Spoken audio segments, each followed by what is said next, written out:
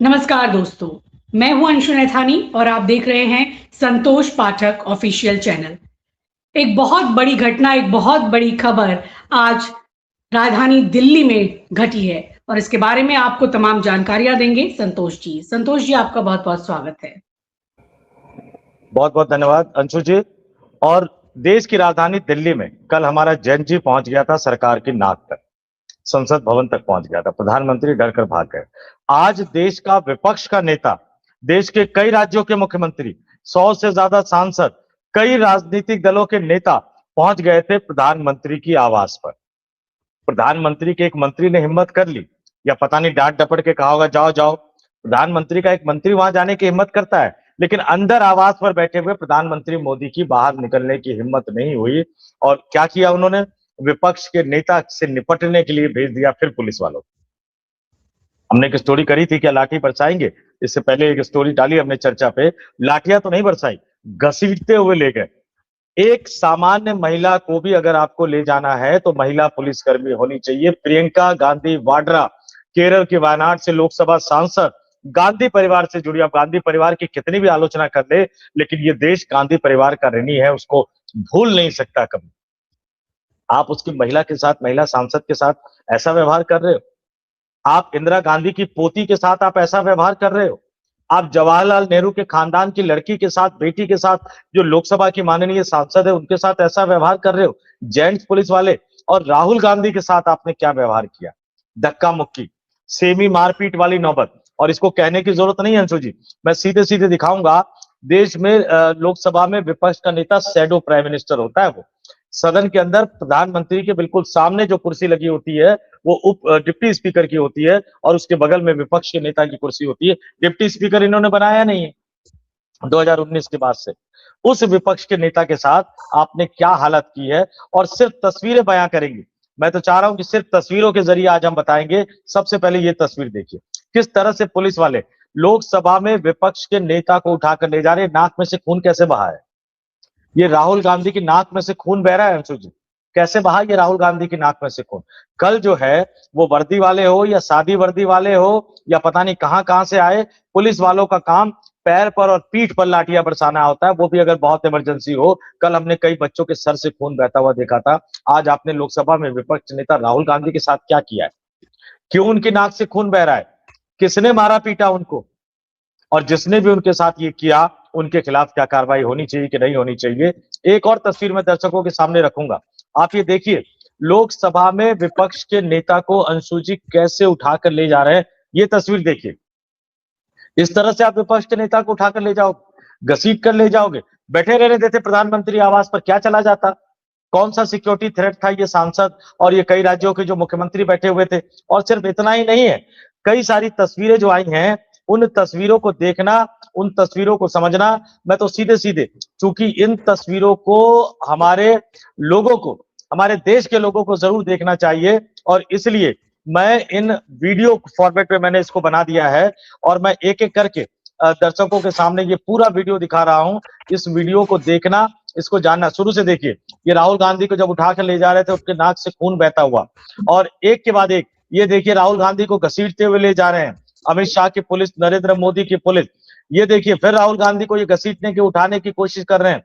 ये राहुल गांधी को उठाकर लेकर जा रहे हैं। ये तमाम तस्वीरें देखिए किस तरह से ले जाया जा रहा है उनको। ये राहुल गांधी के साथ बहस कर रहे हैं, धमका रहे हैं राहुल गांधी को। लोकसभा में विपक्ष के नेता को बस में उठाकर भर दिया है। ये राहुल गांधी की तस्वीर है।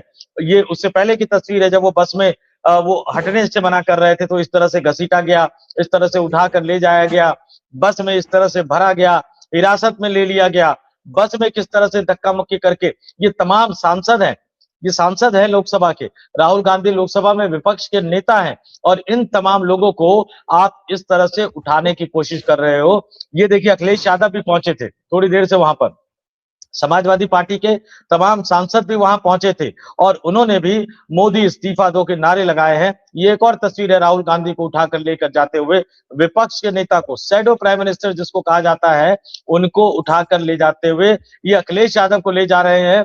धक्का मुक्की करने के दौरान किस तरह से उनको ले जाया जा रहा है, किस तरह से सांसदों के साथ व्यवहार किया जा रहा है, किस तरह से ये फिर एक तस्वीर, वही राहुल गांधी वाली तस्वीर, किस तरह से उनको उठा रहे हैं, किस तरह से पुलिस वालों से उनकी बहस हो रही है। ये पुलिस वाला क्या धमका रहा था राहुल गांधी को? आखिर क्यों इस पुलिस वाले के साथ राहुल गांधी की इतनी तीखी बहस हो रही थी? ये कांग्रेस के तमाम सांसद प्रोटेस्ट कर रहे हैं, मीडिया के कैमरे भी वहां पर पहुंच गए हैं, ये राहुल गांधी बात भी कर रहे हैं। ये तमाम चीजें एक एक करके तस्वीरें आप देखते रहिए। ये तस्वीरें, कई तस्वीरें मैंने जानबूझकर रिपीट में लगाई है क्योंकि इन तस्वीरों को आपके लिए देखना बहुत जरूरी है। 20 जुलाई का दिन इस देश के लोकतंत्र के लिए देखिए कैसे उठा के ले जा रहे हैं। इस देश के लोकतंत्र के लिए जितना खतरनाक था उतना ही खतरनाक आज का 21 जुलाई का भी दिन है। इस तरह से आप लोकसभा में विपक्ष के नेता को, इस तरह से आप कई माननीय सांसदों को, ये उससे पहले जब प्रियंका गांधी और राहुल गांधी पहुंचे थे, प्रोटेस्ट कर रहे थे, राहुल गांधी जिस तरह से पहुंच गए थे तमाम 100 से ज्यादा सांसदों के साथ पैदल चलते हुए। ये देखिए राहुल गांधी और प्रियंका गांधी पैदल चलते हुए, पहले की तस्वीरें है जब घटनास्थल पर पहुंचे थे। मल्लिकार्जुन खड़गे भी वही प्रधानमंत्री आवास पर नजर आ रहे हैं। और ये वीडियो सबसे दिलचस्प है। ये वीडियो सबसे दिलचस्प है। मैं थोड़ा सा रोक देता हूं, दर्शकों को ध्यान से देखिए। ये मोदी के मंत्री है जितेंद्र सिंह, जिनको मोदी ने दौड़ाया कि जाओ यार मेरे घर को घेर लिया, बचाओ मुझे। और दूसरे हैं गृह सचिव, यानी अमित शाह के गृह सचिव। ये चारों तरफ कौन है अंशु जी? कांग्रेस के सांसद है, कांग्रेस के नेता है, कांग्रेस के यूथ कार्यकर्ता है। और उनके बीच में कितने सुरक्षित तरीके से जितेंद्र सिंह खड़े हैं। कोई खतरा हुआ है? कोई खतरा है गृह सचिव को? किसी के लिए कोई खतरा नहीं था। आराम से उन्होंने पूछा, राहुल गांधी ने अपनी बात बताई, उन्होंने जाके अमित शाह को बताई, क्योंकि ये दोनों फिर अमित शाह के पास गए। जब बात बनी नहीं, भैया इस्तीफा कैसे दे सकते हैं अमित शाह, धर्मेंद्र प्रधान या मोदी, तो झूठ फैला दिया कि नहीं राहुल गांधी तो कहते थे कि सदन में चर्चा होनी चाहिए। अरे महानुभावों, लोकसभा और राज्यसभा में किसी मसले पर हो, वो भी संसद भवन के बाहर घटा हो, अगर चर्चा करने के लिए लोकसभा में विपक्ष के नेता और राज्यसभा में विपक्ष के नेता को प्रधानमंत्री आवास घेरना पड़ जाए तो लानत है। और ये आप खुद ही लोकसभा स्पीकर ओम बिरला और राज्यसभा के सभापति की पोल खोल रहे हो। विपक्ष का नेता मांगेगा, आप चर्चा नहीं कराओगे। विपक्ष का नेता सिर्फ चर्चा के लिए प्रधानमंत्री आवास पर पहुंच जाएगा, आपकी पुलिस लाठियां बरसाएगी, उस पर आप चर्चा कराना नहीं चाहोगे। आपके मंत्री, आपके गृह सचिव सुरक्षित राहुल गांधी से बात करके चले गए। पता नहीं प्रधानमंत्री को क्यों इतना डर लगता है, मेरी समझ में नहीं आता। इसको मैं वीडियो को फिर चला देता हूं। ये देखिए बड़े आराम से राहुल गांधी से बात कर रहे हैं। ये केंद्रीय मंत्री जितेंद्र सिंह है, राज्य मंत्री है प्रधानमंत्री कार्यालय के, ये गृह सचिव है। ये तमाम लोग कैसे इस पूरी भीड़ में राहुल गांधी से आराम से बात की उन्होंने। राहुल गांधी ने अपनी बात कही और वो उसके बाद सुरक्षित चले गए, अमित शाह के साथ बैठक की और उसके बाद झूठ का एक पुलिंदा जो है वो जितेंद्र सिंह ने पोस्ट कर दिया है। ये वीडियो अपने आप में बताता है कि कांग्रेस पार्टी के इन कार्यकर्ताओं के अंदर भी, इन कार्यकर्ताओं के समूह में भी मोदी के मंत्री जो है वो सुरक्षित है। अगर मोदी ही घर से बाहर निकल कर आ जाते, बात कर लेते तो क्या होता? पानी की कुछ बोतलें ले आते, कोल्ड ड्रिंक ले आते, कुछ ना कुछ ले आते। भैया शाम को गए हैं, इस तरह से आप करते तो शायद ये एक जीवंत लोकतंत्र की निशानी होती। लेकिन प्रधानमंत्री मोदी को शायद लोकतांत्रिक मूल्यों में इतनी आस्था तो है नहीं। अगर इतनी आस्था होती तो इस तरह की नौबत ना आती। विपक्ष के नेता गए लोकसभा स्पीकर के पास कि चर्चा कराइए, लोकसभा स्पीकर ने कहा प्रधानमंत्री से पूछूंगा। राज्यसभा में जब जब मल्लिकार्जुन खड़गे इस मुद्दे को उठाते, सभापति राधाकृष्णन राज्यसभा की कार्रवाई ही स्थगित कर देते। क्या करेगा नेता, क्या करेगा लोकसभा में विपक्ष का नेता? जिस देश की जनता ने आपको प्रधानमंत्री चुना है, उसी देश, अब प्रधानमंत्री भी नहीं चुना है, बहुमत नहीं दिया था, उसी देश की जनता ने विपक्ष का नेता भी चुना है। जी अंशु जी बिल्कुल, ये तस्वीरें ही अपने आप में सब कुछ बयान कर दे रही हैं कि आज राहुल गांधी ने किस तरह से सड़कों पर उतरकर, और वो भी प्रधानमंत्री के आवास के बाहर, इस तरह से धरना प्रदर्शन किया। और उसके बाद जो देश का एलओपी है, नेता विपक्ष है, जिसकी सदन में गरिमा होती है, जो शैडो प्राइम मिनिस्टर कहलाता है, उसके साथ इस तरह की बदसलूकी की गई, उसको घसीट के निकाला गया, उसके ऊपर एक तरीके से हमला हुआ। हम देख रहे थे कि नाक से खून निकला।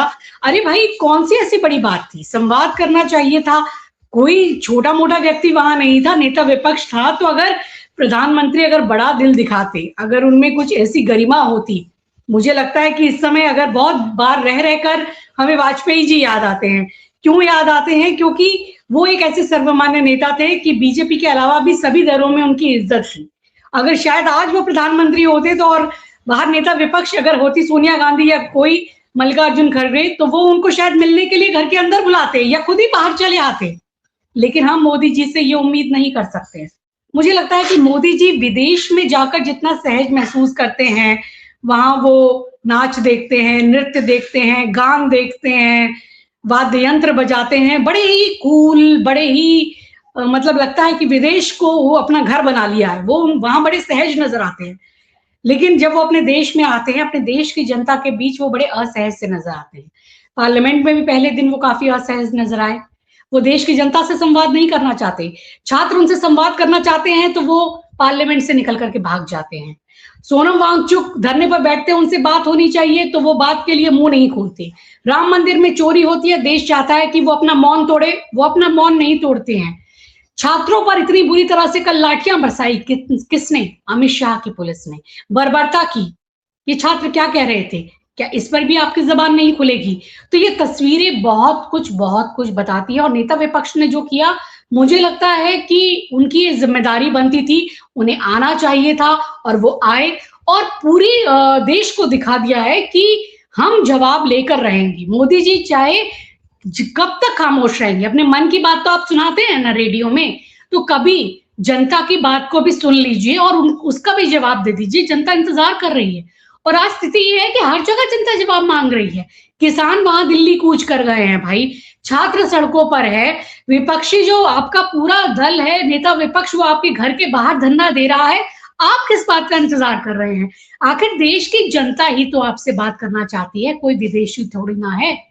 तो संतोष जी क्या कहें, मतलब अब देश की जनता एकदम कोफ्त में आ गई है, ऊब गई है। यही वजह है कि स्वतः स्फूर्त, चाहे वो विपक्ष है, चाहे वो यूथ है, चाहे वो किसान है, चाहे वो परेशान लोग हैं, हर कोई अब इनसे अपने सवालों के जवाब मांग रहा है। जी अंशु जी, बड़ा सवाल पता है क्या है? ये सरकार क्या करती है? ढिढाईपन पे उतर गई, प्रोपोगेंडा करती है, सच को स्वीकार नहीं करती, झूठ बोलती है, बार बार झूठ बोलती है, लगातार झूठ बोलती है। जो जितेंद्र सिंह ने पोस्ट किया उसमें ये नहीं लिखा कि प्रधानमंत्री आवास पे धरने पे बैठे हो। अब पता नहीं सात लोक कल्याण मार्ग का नाम कुछ बदल दिया हो तो बदल दिया हो। आपके आंख बंद करने से स्थितियां तो बदल नहीं जाती है। दूसरी बात, आपने इस मुद्दे को कितना बढ़ा दिया। आपने इस मुद्दे को धर्मेंद्र प्रधान के इस्तीफे तक सीमित था। लोकसभा स्पीकर के पास गए राहुल गांधी, चर्चा कराइए, स्पीकर ने कहा प्रधानमंत्री से बात करेंगे। क्या रास्ता छोड़ा और फिर प्रोपेगेंडा कर रहे हैं। प्रधानमंत्री आवास पर प्रोटेस्ट करना खतरनाक है। कई टीवी चैनल के संपादक पोस्ट कर रहे हैं, प्रधानमंत्री कार्यालय से एक संदेशा आ गया है और वो बड़े बड़े पत्रकार उसी को पोस्ट कर रहे हैं। प्रधानमंत्री कार्यालय पर प्रोटेस्ट करना खतरनाक कब से हो गया? मैंने खुद कवर किया है। अनुराग ठाकुर के कई प्रोटेस्ट प्रधानमंत्री कार्यालय के घेराव के लिए निकलते थे, जब प्रधानमंत्री के आवास के, जब वो भारतीय जनता युवा मोर्चा के अध्यक्ष हुआ करते थे और बाकायदा प्रधानमंत्री के आवास के नजदीक तक पहुंच जाते थे। 10-20 मीटर का फासला होता था। आम आदमी पार्टी जब इंडिया अगेंस्ट करप्शन था, उस समय वो भी लोग प्रधानमंत्री आवास पर पहुंचे थे। उन्होंने तो पेंट कर दिया था बाकायदा प्रधानमंत्री आवास पे। लोकतंत्र में जब सारे दरवाजे बंद हो जाते हैं और आपने सारे दरवाजे बंद कर दिए हैं, तो फिर नेताओं के पास रास्ता बचता क्या है? कल तक यही लोग कह रहे थे राहुल गांधी प्रोटेस्ट में क्यों नहीं उतर रहे, नीट का मामला क्यों नहीं उठा रहे। आज उठा दिया तो कह रहे प्रधानमंत्री आवास कहाँ गए। तो आप ही बता दो कहाँ जाए। होला लुला में जाके करे, अमेरिका में जाके प्रोटेस्ट करे, जापान में करे, बांग्लादेश में करे, पाकिस्तान में करे, चाइना में करे। आप ही जगह दिलवा दो और कह दो कि भारत में लोकसभा में विपक्ष के नेता को, राज्यसभा में विपक्ष के नेता को और विपक्षी शासित राज्यों के मुख्यमंत्रियों को देश की राजधानी दिल्ली में विरोध प्रदर्शन करने का हक नहीं। लिख के दे दो, एक बार फाइनली कर लेते हैं इसको। ये तमाम चीजें हैं और इसलिए जो बदतमीजियां की गई है, जिस तरह से घसीटा गया है, जिस तरह से प्रियंका गांधी को जेंट्स पुलिस वाले लेकर जा रहे हैं, वो अपने आप में काला अध्याय है। इसको और ज्यादा बेहतर तरीके से डील किया जा सकता था। इसको और ज्यादा बेहतर तरीके से, आपने कहा अटल जी का जिक्र किया, अगर अटल बिहारी वाजपेयी के दौर में पहली बात तो ऐसा होता ना। कांग्रेस पार्टी जो भी मांग करती थी, आमतौर पर सदन में उस पर चर्चा के लिए तो तैयार हो ही जाते थे, उसमें कहीं कोई हीलावाली नहीं होती थी। लेकिन अगर ऐसा होता भी कि सोनिया गांधी अगर सात लोक कल्याण मार्ग के बाहर प्रदर्शन के लिए बैठ गई होती उस समय विपक्ष के नेता के तौर पर, तो आपने बिल्कुल ठीक कहा, अटल बिहारी वाजपेयी खुद चलकर बाहर आ जाते। वो एक दौर था, वो एक नेताओं का दौर था। आज आपने क्या किया? घसीटा राहुल गांधी को, प्रियंका गांधी को, मल्लिकार्जुन खड़गे, अखिलेश यादव, इन सबको अपने हिरासत में ले लिया। 3-3.5 घंटे तक वहां बैठे रहे। आप बातचीत करने गए, आपने कोई ठोस आश्वासन नहीं दिया। आप एक एक करके नेताओं को उठाते रहे, हिरासत में लेते रहे, बस में भरकर ले जाते रहे।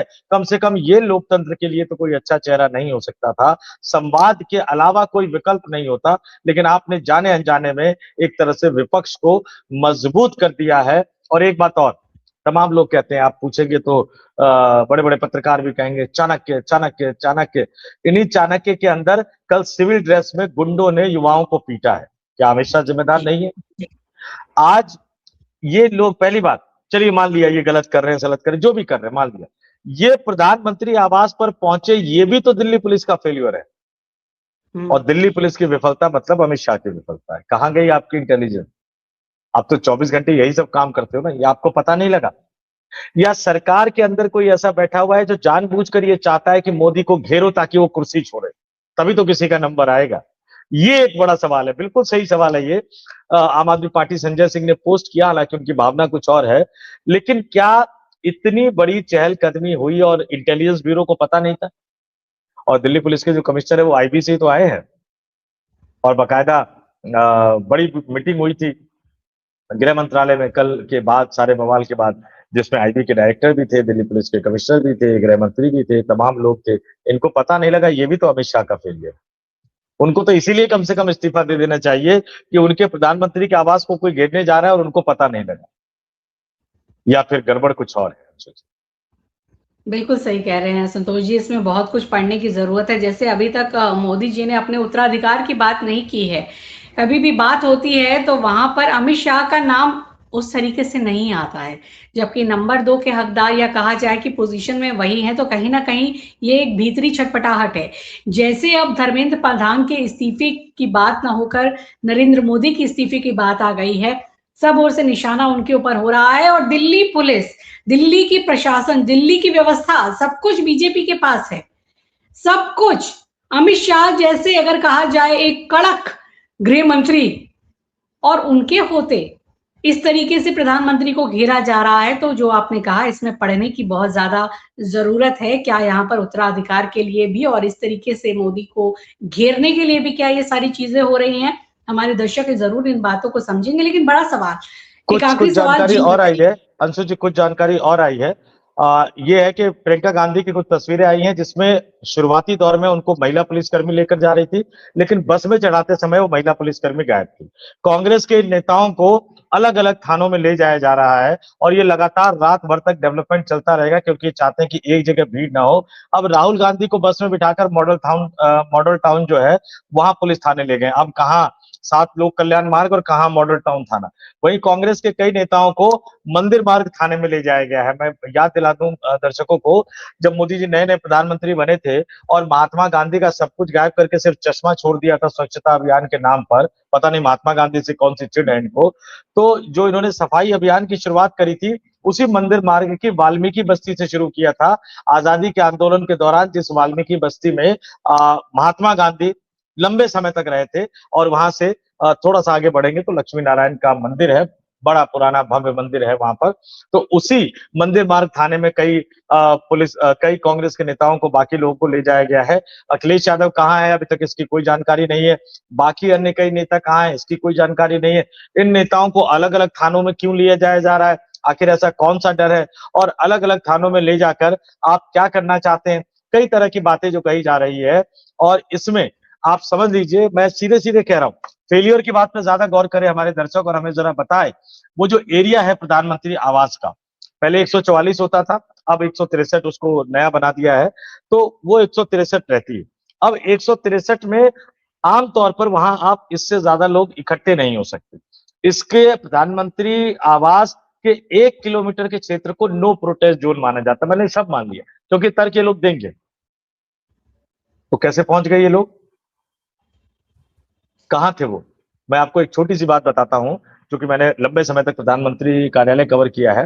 ये रोड के इस तरफ हम लोग खड़े होते थे ना कवर करने के लिए, 7 पहले रेस तो कोर्स अंदर, रोड था पहले तो, हाँ, बिल्कुल पहले ऑपोजिट अंदर खड़े होते जाते थे थे, आराम से, बिल्कुल पहले अंदर जाते थे रोक दिया गया, फिर फुटपाथ जी, पे खड़े होते थे रोक दिया गया, फिर खड़े रोड के होते दूसरी थे। तरफ खड़े होने को कह दिया गया। और वहां पे भी जैसे ही आप थोड़ा सा आगे बढ़ो, रोड के दूसरी तरफ, इस तरफ नहीं अंशु जी, रोड के दूसरी तरफ जो टॉयलेट बने हुए हैं मीडिया के लिए, उससे थोड़ा सा आगे बढ़ोगे तो कहीं नहीं नहीं इधर नहीं आना, उधर ही रहो।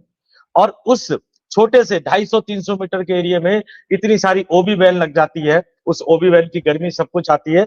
जाहिर सी बात है कि रिपोर्टर और कैमरामैन थोड़ा सा टहलने के लिए आगे जाने जाते हैं। पता नहीं प्रधानमंत्री को मीडिया वालों से भी क्या खतरा था। तो ये इनके सुरक्षा के हालात है। जब वो मीडिया वालों को भी हिलने की इजाजत नहीं देते थे, कैसे ये लोग पहुंचे, किसने पहुंचने दिया, ये सवाल निश्चित तौर पर है। ये राहुल गांधी, प्रियंका गांधी की कामयाबी है, मल्लिकार्जुन खड़गे की कामयाबी है।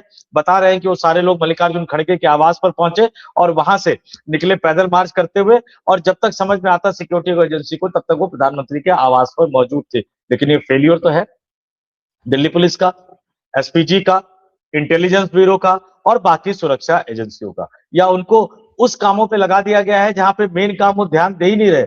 मैं तो कहूंगा प्रधानमंत्री जी, सही मायनों में उस समय आपकी सुरक्षा खतरे में नहीं आई थी जब महिला सांसद आपसे सवाल करना चाह रही थी। कल युवा जो पहुंचे थे संसद भवन, वो भी आपको कोई खतरा नहीं पहुंचाते। इस देश के युवाओं में बिल्कुल 1% भी प्रधानमंत्री को खतरा पहुंचाने की कोई जरूरत नहीं कर सकता है। आज जितेंद्र सिंह गए ना कांग्रेसियों के बीच में, कोई खतरा हुआ उनको? लेकिन जरा देख लीजिए अपने आगे पीछे कौन है जो सुरक्षा व्यवस्था का ध्यान नहीं रख रहा है, आपकी पुख्ता सुरक्षा व्यवस्था का। बस इतना ही कहूंगा मैं। जी अंशु जी। जी, बिल्कुल दर्शक हमारे ज़रूर समझ रहे होंगे। तो आज की तस्वीरों से सब कुछ साफ हो गया कि कांग्रेस आज सड़कों पर नजर आई। राहुल गांधी बिल्कुल संघर्ष करते हुए प्रधानमंत्री आवास के बाहर थे। शायद पहली बार इतिहास में ऐसा हुआ होगा कि नेता विपक्ष प्रधानमंत्री आवास के बाहर इस तरह सड़कों पर घसीटा गया, उसके साथ जोर जबरदस्ती हुई, उसके खून निकला और उसको जबरदस्ती वहां से उठाकर गाड़ी में ठूसकर पुलिस ले गई। और ये बहुत बड़ी तस्वीर, मुझे लगता है इंटरनेशनल मीडिया की में भी ये तस्वीर जाने वाली है और देश की जनता ने तो देख लिया। जो बात सवाल उठती थी कि राहुल गांधी आखिर सड़कों पर क्यों नहीं धक्के खाते हुए नजर आते, क्यों नहीं सड़कों पर तक संघर्ष को ले जाते, तो वो भी आज लोगों ने देख लिया है। तो आज तो ये हुआ और आगे भी बहुत कुछ इस मसले पर हम देखेंगे कि होने वाला है, क्योंकि देश में अभी ये सारा उबाल जो है वो ठंडा नहीं हुआ। लगातार लोग प्रदर्शन कर रहे हैं, सिर्फ दिल्ली में नहीं, देश के अलग अलग कोनों में, हिस्सों में, सभी शहरों में। ये तमाम खबरें हम आपके लिए लेकर आते रहेंगे। अगर आप चाहते हैं कि मैं और संतोष जी इसी तरह अपनी निर्भीक पत्रकारिता को आगे बढ़ाएं और सच्ची और सही खबरें आप तक पहुंचाएं, जो गोदी मीडिया नहीं आपको दिखाता वो हम आपको दिखाएं, तो आप हमारे इस चैनल को सपोर्ट कीजिए, इस वीडियो को लाइक कीजिए, कमेंट कीजिए और शेयर कीजिए, और चैनल सब्सक्राइब नहीं किया है तो उसे सब्सक्राइब कर लीजिए। नमस्कार। नमस्कार।